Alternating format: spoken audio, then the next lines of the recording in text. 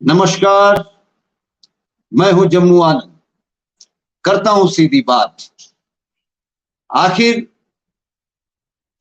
माननीय शरद पवार जिन्होंने ये कहा था कि रोटी को घुमाना है, लेकिन रोटी घूमते घूमते उन्होंने तीसरे दिन उसको घुमाने से वापस ले लिया। और उसके बाद लगातार जो विश्लेषण सामने आ रहे हैं, जो चर्चाएं सामने आ रही है, और उन तमाम विश्लेषण और चर्चाओं के दो केंद्र बिंदु हैं। एक कि आखिर शरद पवार ने राजीनामा देने की घोषणा की ही क्यों? क्या उन्होंने पाया और क्या मकसद था उनका?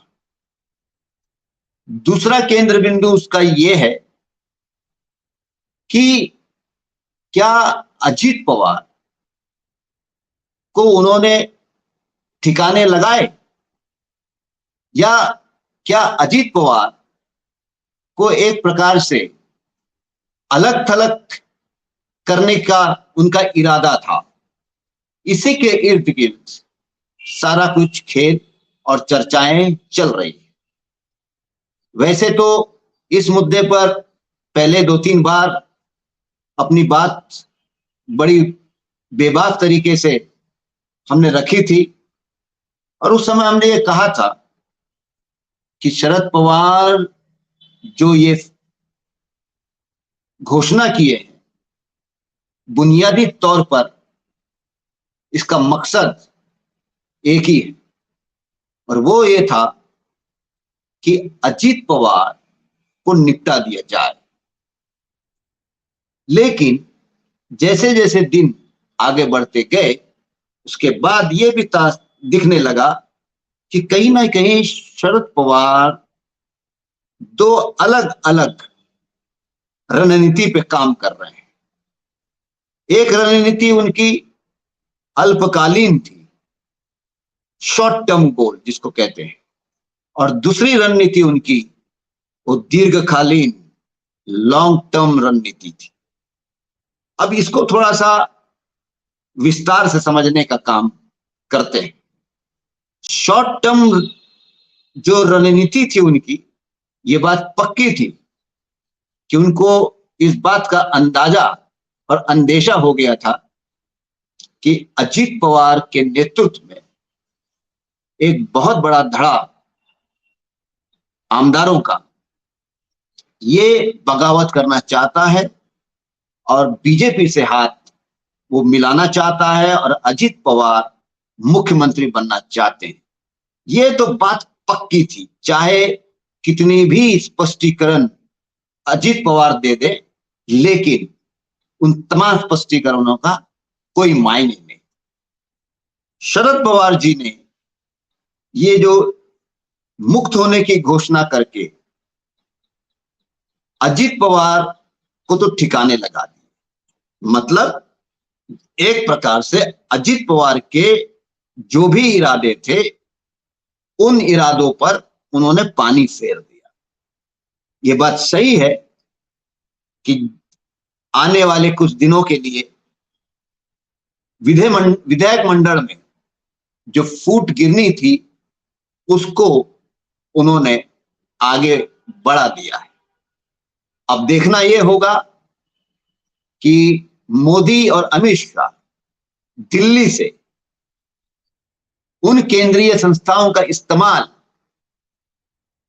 करेंगे या नहीं करेंगे। अगर नहीं करते हैं तब स्थिति एक अलग होती है।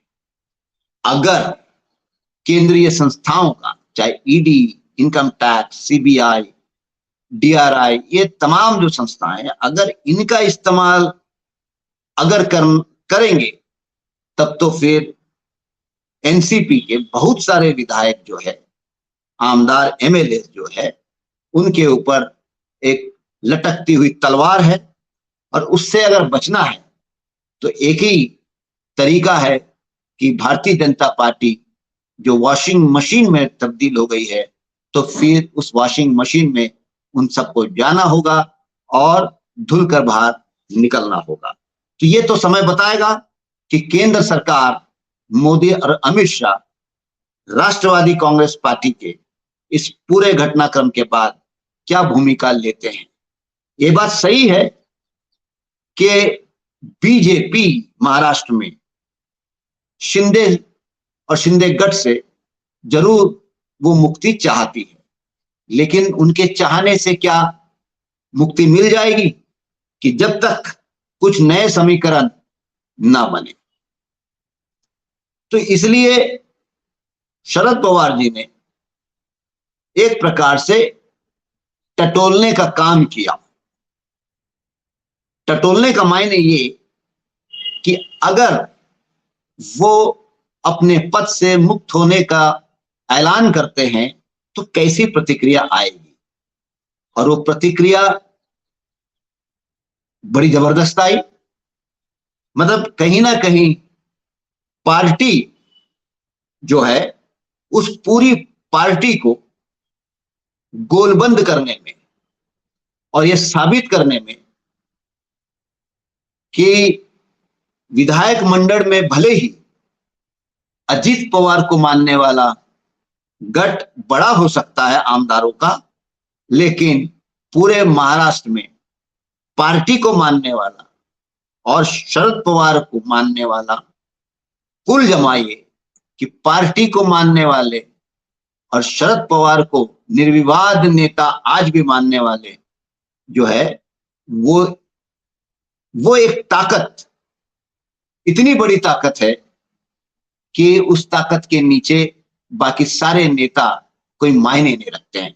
तो मतलब पार्टी को जिस तरीके से पिछले 3-4 दिनों में इस पूरे घटनाक्रम में जोड़ने में, मजबूत करने में, या एक प्रकार से एक आवाज में पिरोने में जो सफलता मिली है, वो उनके एक रणनीति का, जिसको मैं कहता हूं शॉर्ट टर्म रणनीति का हिस्सा है। अब सवाल इस बात का है कि लॉन्ग टर्म क्या है, जिसकी चर्चा अभी तक कोई कर नहीं रहे हैं। मुझको लगता है कि शरद पवार जैसे इतने कदावर नेता इतना बड़ा कदम एक शॉर्ट टर्म, मतलब एक अल्पकालीन उद्देश्य को हासिल करने के लिए किए होंगे, मैं नहीं मानता। निश्चित तौर पे सिक्के का जो दूसरा पहलू था, लॉन्ग टर्म का, दीर्घकालीन योजना, वो योजना क्या है, मुझे ऐसा लगता है कि जो संकेत मिल रहे हैं, एक बात तो साफ, इस वक्त महाराष्ट्र के अंदर महाराष्ट्र विकास आघाड़ी के जो 3 घटक है, कांग्रेस, राष्ट्रवादी कांग्रेस पार्टी और उद्धव ठाकरे की शिवसेना, इसमें उद्धव ठाकरे शिवसेना के पास एक ऐसा नेता है उद्धव ठाकरे के रूप में जो पूरे महाराष्ट्र में शिवसेना के अंदर उनको कोई चुनौती नहीं है।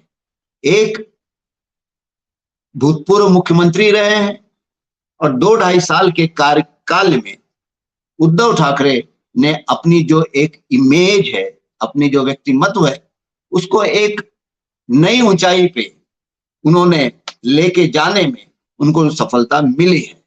और उस शिवसेना गठ में उद्धव ठाकरे के समांतर और कोई नेता नहीं है। इसलिए शिवसेना उद्धव ठाकरे की ये सबसे बड़ी बाजू है, जिसको अपन कहते हैं मराठी में जमेची बाजू, कि उद्धव ठाकरे जैसा एक नेता है।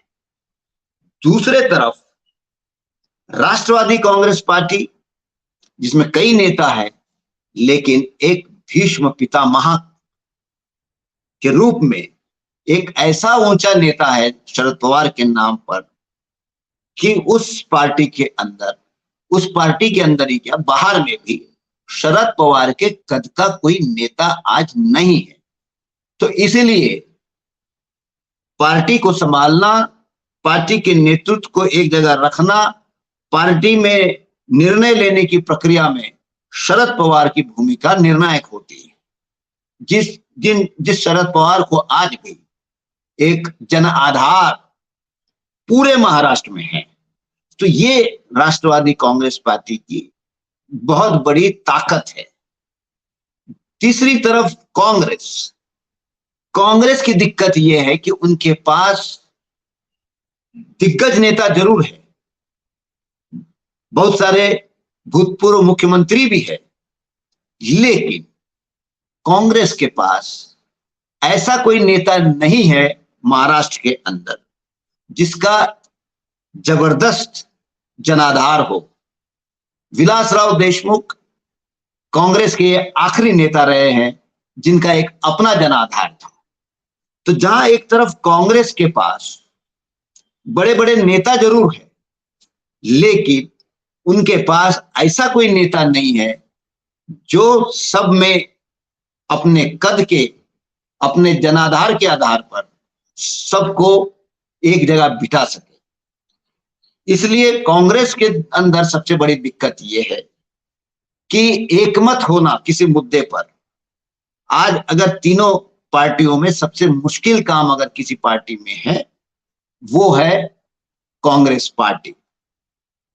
ऐसे स्थिति में शरद पवार जी जिनका लक्ष्य 2024 है, वो ये चाह रहे हैं कि गैर भाजपा जो मैदान है उस मैदान में सबसे बड़े खिलाड़ी के रूप में राष्ट्रवादी कांग्रेस पार्टी किस तरीके से उभर सकती है, जिससे कि आने वाले दिनों में महाराष्ट्र के अंदर वो सबसे बड़ा दांव महाराष्ट्र विकास आघाड़ी में फेंक सकते हैं।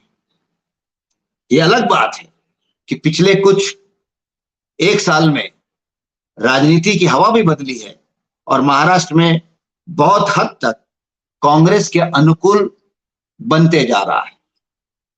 एक तरफ शिवसेना क्योंकि वो आधी हो गई है, ये बात अलग है कि शिवसेना उद्धव ठाकरे गुट को काफी जन समर्थन मिल रहा है, लेकिन इसके बावजूद शिवसेना और कांग्रेस के तुलना में शरद पवार की वजह से राष्ट्रवादी कांग्रेस पार्टी को ऐसा लगता है कि गैर भाजपा जगह जो है महाराष्ट्र की, उसको अगर बड़े पैमाने पर कोई सींच सकता है, भर सकता है, तो वो राष्ट्रवादी कांग्रेस पार्टी है शरद पवार के माध्यम से। तो इसलिए शरद पवार जिस योजना पे काम करते हुए नजर आ रहे हैं कि वो किस तरीके से कांग्रेस को वो रोक सकते हैं, क्योंकि उनको ये मालूम है कि कांग्रेस एक ऐसी पार्टी है जिसका लगभग सारे गांवों में, जिलों में, शहरों में कार्यकर्ता है, पार्टी है, मतदान है, मतदाता है, और बदलते परिस्थिति में कांग्रेस की तरफ लोग देखने लगे हैं। तो ऐसे सूरत में उनको लगता है कि आने वाले दिनों में अगर सीटों के बंटवारों को लेकर टकराहट अगर हो सकती है, वो उद्धव ठाकरे की शिवसेना से कम होगी और कांग्रेस से ज्यादा होगी। तो इसीलिए वो महाराष्ट्र के अंदर ऐन कैन प्रकार एक ऐसा माहौल शरद पवार जी बनाना चाहते हैं कि जिस माहौल में सिर्फ और सिर्फ शरद पवार जी की और राष्ट्रवादी कांग्रेस पार्टी की ही चर्चा हो। इसलिए हम देखते हैं कि शरद पवार जी जहां एक तरफ कह तो रहे हैं कि महाराष्ट्र विकास आघाड़ी को मजबूत करेंगे, लेकिन चाल उनकी वही होती है कि जिसमें सिर्फ चर्चा राष्ट्रवादी की होती है, ना कि महाराष्ट्र विकास आघाड़ी की। तो कहीं ना कहीं शरद पवार जी का जो दूसरा प्लान है वो प्लान 2024 को लेके है और महाराष्ट्र के अंदर सबसे बड़ी पार्टी के रूप में वो उभरना चाहते हैं। ऐसे स्थिति में देखना यह होगा, क्योंकि उन्होंने कल जब पत्र परिषद लिया और उसके बाद उन्होंने कह भी दिया कि राष्ट्रवादी पार्टी से जिनको जाना है, जिन आमदारों को जाना है, उस जहां जाना है वो जाए, उसके लिए वो कोई रोकेंगे नहीं। मतलब उनको भी इस बात का अंदेशा है कि थोड़ा सा तूफान थमने के बाद फिर एक कोई नई प्रक्रिया खास करके अजित पवार की ओर से हो सकती है, ऐसा एक अंदाजा अंदेशा उनको जरूर है। लेकिन इस पूरी सर्कस में सिर्फ इतना ही मात्र नहीं था कि अजित पवार को ठिकाने लगाना। अजित पवार को ठिकाना लगाना ये उनका शॉर्ट टर्म गोल था, और भविष्य में गैर भाजपा राजकीय स्पेस में महाराष्ट्र में सबसे बड़ी पार्टी के रूप में राष्ट्रवादी कांग्रेस पार्टी को उभारना, ये उनका दीर्घकालीन गोल था। आज के लिए बस इतना ही। कल फिर और मिलेंगे किसी नए मुद्दे के साथ। धन्यवाद।